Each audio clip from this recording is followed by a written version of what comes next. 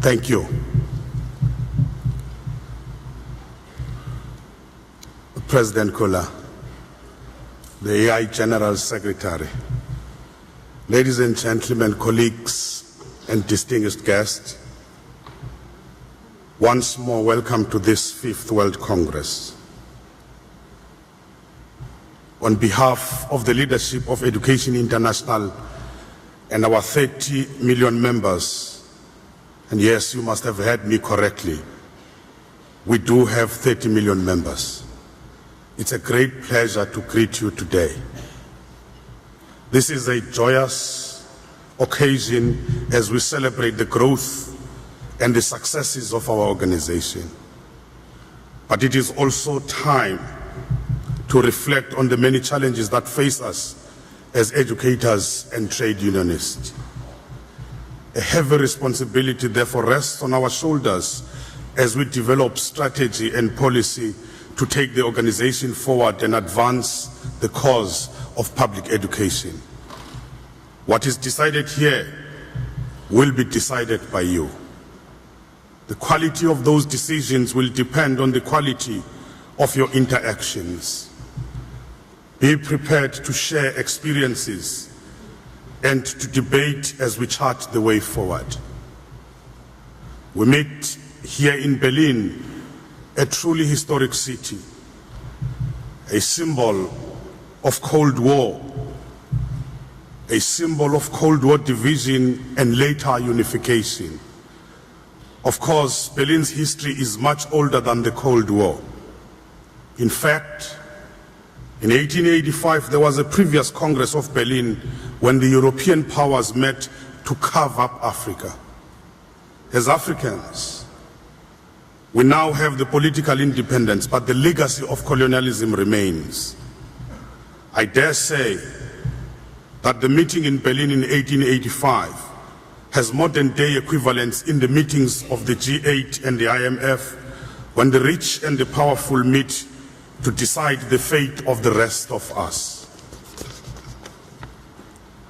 On a lighter note, I'm struck by the fact that the 4th and the 5th World Congresses of EI have been held in Brazil and Germany, respectively. There seems to be a trend developing here. Apparently, only countries with the very best national soccer teams are eligible to host the EICO World Congresses. With this then in mind, perhaps we should say that country that wins the African Nations Cup in January 2008 will host the next EI Congress in Africa.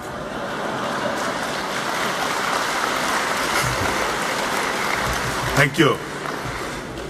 Getting back to business, the General Secretary will present a detailed report on EI's work since the last World Congress. However, I think it would be useful to remind ourselves of what we decided in Brazil. The main themes that emerged from Porto Alegre in 2004 were the following. The threat of HIV/AIDS. As educators, we said we are in the front line in fighting the pandemic. In many parts of the world, especially in the African continent, social progress and education for all are undermined by HIV/AIDS. We need to redouble our efforts against the pandemic. We also committed ourselves to the struggle for quality public education for all. EI believes in public education as a public good. We've highlighted the danger of privatization, which benefits only the rich and leaves our societies more divided. Education, my colleagues, is an investment for the future, not a drain on the public purse. We must continue to campaign for the achievement of the Millennium Development Goals agreed upon in Dakar in 2000. If we are to achieve education for all by 2015, we must convince government to make the necessary investments. We committed ourselves to the search for a new global order based on social justice, peace and security, and a commitment to defending human rights. As EI, we have said We are all part of a global awakening of progressive forces for social justice. We can take hope from the resilience of the international labor movement and from the emergence of the new social movement representing the oppressed. The Fourth World Congress tackled a number of related themes which point to a new and a more just world order. We expressed a common concern and understanding that unilateral military action is unacceptable. We expressed the need for alternatives rooted in strong multilateral institutions, in respect for international law, and in a commitment to negotiate a settlement to conflicts. We also affirmed our shared revulsion of terrorism in all its guises. We spoke out on human rights abuses, including political and labor rights, the women's rights, the rights of the children. It's completely unacceptable that 200 million children are trapped in child labor and are denied the fundamental right to education. We talked about building teacher unity and trade union organization to improve the conditions of education workers. The Fourth World Congress voted overwhelmingly to support an agreement to join forces with our colleagues in the World Confederation of Teachers, that is the WCT. Those WCT colleagues are here today, and we warmly welcome them as full members of Education International.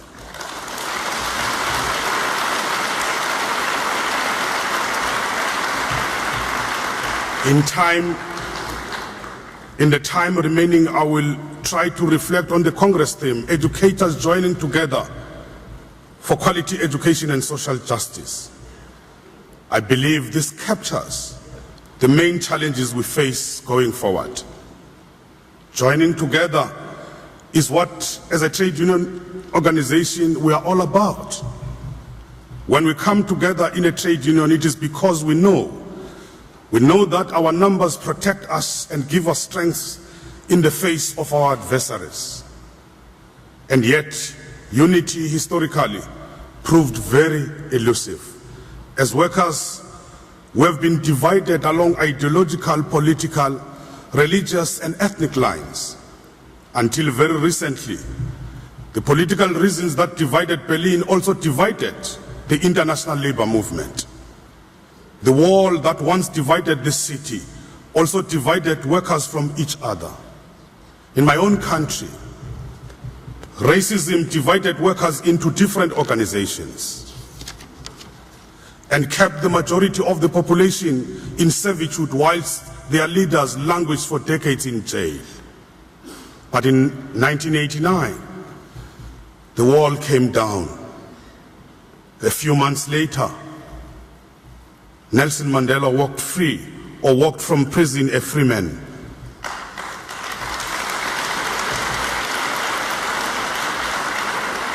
And colleagues, as the world changed, so did the labor movement. Teachers started coming together. In 1990, talks began to create a new international organization of teachers. Coincidentally, the first national non-racial teachers union, the South African Democratic Teachers Union, was launched in my country with the assistance of the EI members from the consortium from the Development Cooperation. All of them are here. And coincidentally,